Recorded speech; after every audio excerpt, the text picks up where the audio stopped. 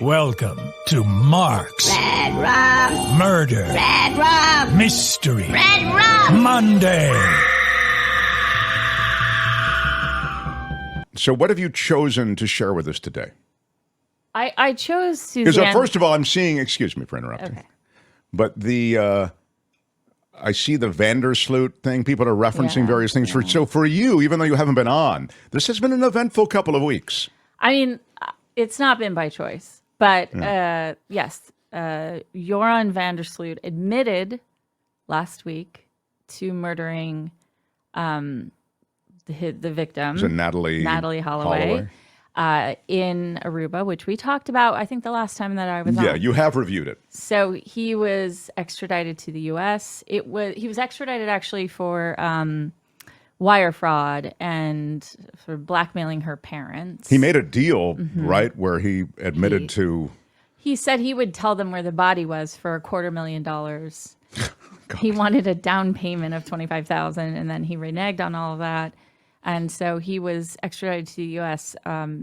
For that, but then admitted to horribly murdering Natalie Holloway. Pretty awful thing. So let's now segue to whatever today's mystery is, please. What is that today? Yes, and somewhat in the just thinking about new news, ongoing news, I'm covering a case where there is new information after 3 years of this woman being missing, and her name is Suzanne Morphew.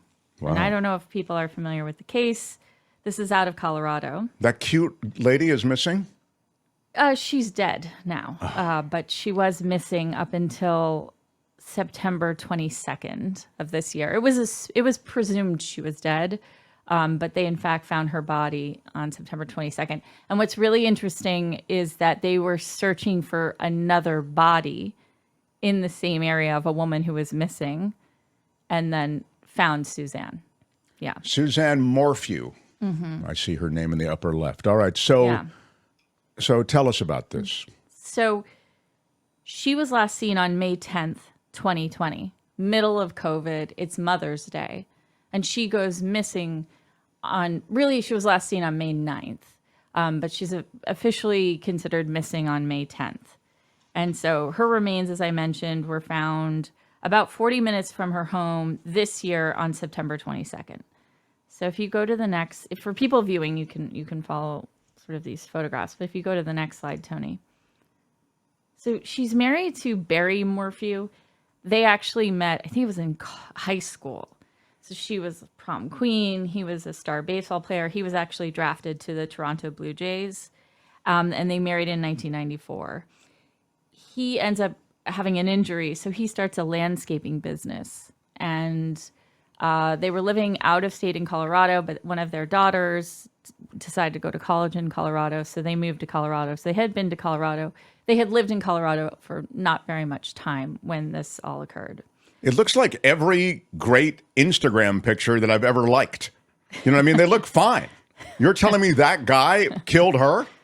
I'm guessing. I mean, if she went missing and she's dead, I'm guessing the husband did it. Yeah, and there's a lot of she's evidence, having okay, go ahead, keep going. But I'm just by picture alone. Yeah, they look great. Yeah, you see a very typical 90s wedding on the left. Thank you. Yes, exactly. And then you see a relatively happy couple that actually hates each other on the right. Well, they look happy, honey. Look happy. They look happy, and they both are very attractive people. Yes. Anyway, go ahead. So if you go to the next slide. This is the family. This is Macy and Mallory. And so they were very close. The girls were very close to their mother. But on the weekend of Mother's Day, which was May 10th, 2020, May 9th, the two daughters had gone camping. So they were away for the weekend, and Suzanne was alone with Barry. And Barry has a landscaping business, so he's gone all day on May 9th. And Suzanne is out and about on May 9th and begins to text with a man that they find to be her lover. Oh! Yes. So she's running around, is she? Yeah. Okay. She apparently they knew each other from Sure college they did. Somewhere or some before. other time. Wow. But it was interesting. They were messaging on like all these social apps like LinkedIn. Wow. WhatsApp. So it was like, no, Yeah. and it could be seen by others, you're saying. Yeah. Or well, discovered they by were others. messaging in places they were hoping not to be discovered. Right. They messaged 59 times on May 9th. Wow. How long do you think it would take for us to reach 59 text messages between one another? We have a lot. We text all the time, I think. Do you think? I feel like it would take us months. No, that's your perception. But you send me, 11 That's texts true. a day, and I send you back a handful also. Over the course of several weeks. No, all right. If we go to the next slide. So immediately after she's missing, the police are called by a neighbor because Barry, who's out of town now on May 10th, he asked the neighbor, have you seen or heard at all from Suzanne? The neighbor hasn't, so the neighbor calls the police. It's thought that Suzanne had gone bike riding because Barry tells police, as the neighbor's calling them, I don't know what happened. I had a great day with her on May 9th, a Saturday. We had dinner. We had a romantic evening. I left in the morning. She was still asleep on May 10th. She must have gone for a bike ride. So the police go, they start searching the area, and they find her bike. But what's really interesting is that her Camelback water and her food and some other things she would need to bike ride, her sunglasses, they're all still in her car. No. So it's really thought that It's a her setup. helmet and her bike are just kind of strewn around where she could have gone missing. Exactly. So if you go to the next slide, what's really interesting is... That's a pen, it looks like. This is a spy pen. Do you remember when we went to the spy store? I love these things. I wanted to buy a bunch of stuff at the spy store. Yeah. And Courtney kind of waved me off it smartly because I would have no use for it. But at the time, I thought, this is great. I'm going to have a bunch of spy stuff. Yeah, he's just going to spy on himself. It's such a guy thing. I'm such a moron. Anyway, so this is a spy camera that's in that pen? It's a recorder. I don't know if it had a camera. I don't know. I can't say for sure, but I do know it was voice-activated recorder inside the pen. So Suzanne buys this to try to catch Barry in an affair, which he is having, by the way. But I think it's a little less frequent than the affair Suzanne is having. But inadvertently, Suzanne ends up recording herself talking to her lover, this gentleman named Jeff, who I mentioned earlier. If you go to the next slide, if you go down, this is the last selfie or proof of life, as they say, of Suzanne that she sent to her lover on that May 9th. Jeff was someone, as I mentioned, that she knew earlier. He had 6 kids and a wife in a different state. But he had an alibi, so he was quickly dismissed as being a suspect. Yeah. So if we go to the next slide. So the police search the home. They're using phone data and vehicle forensics to figure out the movement around the house. One of the first things they notice is that in the primary bedroom, there's this giant crack in the door, as you can see. And that crack, they confirmed with the original owners or the owners prior to the Morphews, was not there before. Now, Barry is a outdoorsman and hunter. I know your favorite.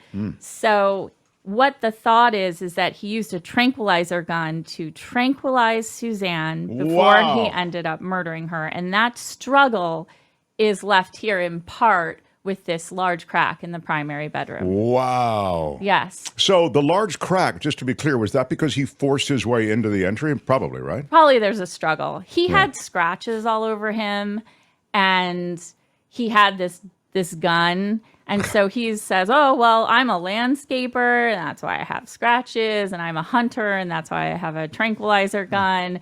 I mean, this is just like an everyday Sunday, apparently, for this guy. Oh my God. Yeah, I just think it's a very questionable. Yeah. Right. So if you go to the next slide, this is the home. Now, these are all the pings of the cell phone. It's a huge home. Yeah.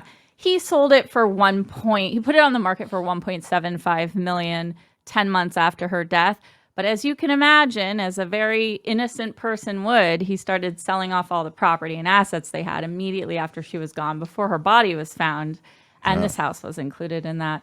He said he was shooting chipmunks. That's why he was running around like this. But the police believe that he was chasing her with this tranquilizer gun. Wow. And if you go to the next couple of But slides, she didn't call 911 or any of this stuff during her... She didn't.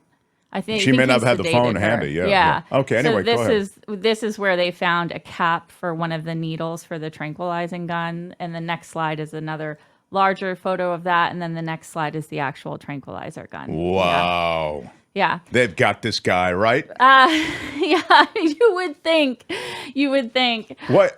This guy skates? Keep going. Tell me how this guy gets... I'll try to wrap this up. But like, he ends up on May 10th, he ends up going to a job site, which is 3 hours away. And if you go to the next slide, Yeah. I'll skip through this. If you go through to the next slide.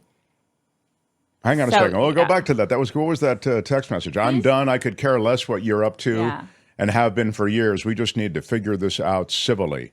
That was sent on... This was sent right before the murders from Suzanne to Barry. And some of the other text messages were sent in March of that year. She died in May. Talking about how it wasn't working. He was shady. She did not feel comfortable being alone with him. Mm-hmm. So she was sending these types of text messages to her friends and also to Barry. So the thought is that she was trying to divorce him. He was begging for her not to. From what I can tell, there was no specific data around or evidence around unlawful activity regarding finances and stuff that she mentions in here. But she does talk about physical and mental abuse. Wow. Yes. Okay. So if you go to the picture of his truck, they use vehicle forensics. He said he went to bed at 8 o'clock on May 9th, as you would on a romantic night with your wife. Wow.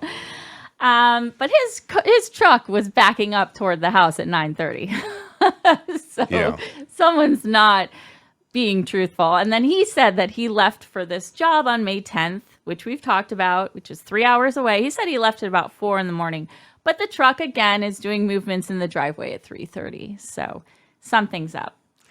He drives 3 hours to a work site, in quotes. He gets a room at the Holiday Inn. Well, to be fair, it is a work site. He has work to do getting rid of that body. Or has he already gotten rid of it probably at this point? I don't know, because the body's not near the work site. But here's what I can tell you. He arrives at the Holiday Inn near the work site with shovels and white trash bags. Now, I'm going to say that if you plan on potentially harming your spouse, being a landscaper is a very easy way to get away with having lime and shovels and other things that you would use. He's got lime, shovels, things that you would bury a body with. But there this he is. Him this is walking, security. This is security in the motel or hotel. Yeah, Holiday Inn. That sounds like a song. Yeah, hotel, motel, Holiday Inn. Yeah, right. He has 5 large white trash bags, and he throws them out at different receptacles throughout the city. And one does. He says, like, oh, well, I don't want to pay the fee of putting it in a landfill. One of the places he throws away this incriminating evidence is the Men's Warehouse, which I think is a very bold choice. Yeah. I have to imagine that's not the first time that's happened. But all right. Me surmising. So this is some security footage of him throwing away some of the it's thought to be pieces of the body or maybe other her body's found, so other evidence. Okay. So this is all happening on May 10th, 2020. This is him with his shovels walking seamlessly, innocently inside of the Holiday Inn. So if you go to the next slide, he's arrested. Sir, would you like some help up to your room with you and your shovels? Exactly. He literally stepped into the lobby of the Holiday Yeah. Inn. Those of you who are just listening and can't see it. And he's shovel. carrying all of these shovels with him. Yeah. Anyway, go ahead. Yes, he was called in for questioning. By the way, he was arrested. it might not be the first time someone's done that day Yeah. at the Holiday Inn. Like Right. it could have been a repeating. It's a go-to spot Yeah. for that. So Barry Morphew is arrested and he's jailed he's May 5th, arrested. 2021. Yes, Okay. so he's arrested about a year later. And what happens is, if you go to the next slide, there was evidence found inside of Suzanne's car, which is, if you are watching, you can see it here. There was evidence found of an unknown male, but an unknown male who was also part of 2 other sexual assaults in different areas. Wow. And this was found pretty soon, or recently, like after she went missing. This was found relatively soon after that. And that's not Barry's DNA. And that's that they not find. Barry's DNA. Wow. And the prosecution did not talk about this evidence in any of the pretrial stuff. So they the didn't give it to defense- the defense. And so the judge basically said... Threw the case out. Yeah.